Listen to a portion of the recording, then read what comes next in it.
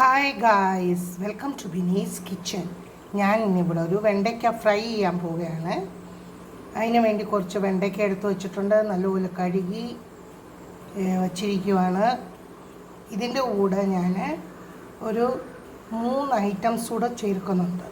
ഇവിടെ ഞാൻ വെണ്ടയ്ക്ക നീളത്തിൽ കട്ട് ചെയ്തിട്ടുണ്ട്, ചെറിയ ചെറിയ പീസായിട്ട്. ഇവിടെ ഞാൻ ക്യാരറ്റ്, പൊട്ടാറ്റോ, ഗ്രീൻ പീസ് എല്ലാം കൂടി കുക്കറിനകത്ത് ഒരു വിസിൽ വരുന്നവരെ ഞാൻ വേവിച്ചു. അതിനകത്ത് ഞാൻ ഒരു കൊച്ചുള്ളി മാത്രമേ ആഡ് ചെയ്തിട്ടുള്ളൂ. ഞാൻ കടായി അടുപ്പത്തോട്ട് വെച്ചിട്ടുണ്ട്. അതിനകത്തോട്ട് എണ്ണ ഒഴിക്കാമേ. അതിനകത്ത് ഞാൻ വെളുത്തുള്ളി ചതച്ചത് ചേർക്കുവാണേ. എണ്ണ ചൂടായിട്ടുണ്ട്. ഞാൻ വെളിച്ചെണ്ണയാണ് ഒഴിച്ചിരിക്കുന്നത്. എണ്ണയ്ക്കകത്തോട്ട് ഇടുവാണേ. അതുപോലെ തന്നെ കുറച്ച് ഇഞ്ചി ചതച്ചത് അത് എണ്ണയ്ക്കകത്തോട്ട് ഇട്ട്.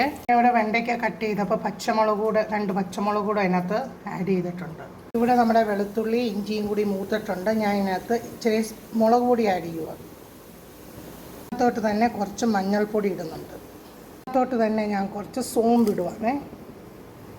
വേറെ മസാല ഐറ്റംസ് ഒന്നും ഞാൻ അതിനകത്ത് ചേർക്കുന്നില്ല. ഇതിനകത്തോട്ട് തന്നെ 2 ഏലക്ക ചതച്ചിട്ടിട്ടുണ്ട്.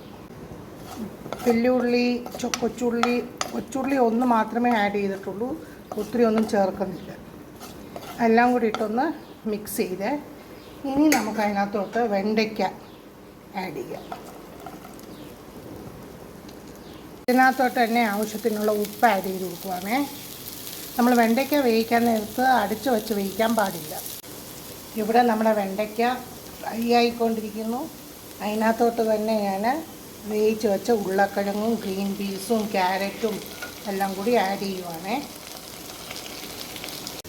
നമ്മൾ ഇടയ്ക്കിടയ്ക്ക് ഇളക്കി കൊടുത്തുകൊണ്ടിരിക്കണം. നമ്മുടെ വെണ്ടയ്ക്ക മെഴുക്കുവരട്ടി റെഡി ആയിട്ടുണ്ട്. നമ്മുടെ വെണ്ടയ്ക്ക, ക്യാരറ്റ്, പൊട്ടാറ്റോ, ഗ്രീൻ പീസ് മെഴുക്കുവരട്ടി ഒട്ടും കുഴഞ്ഞിട്ടില്ല.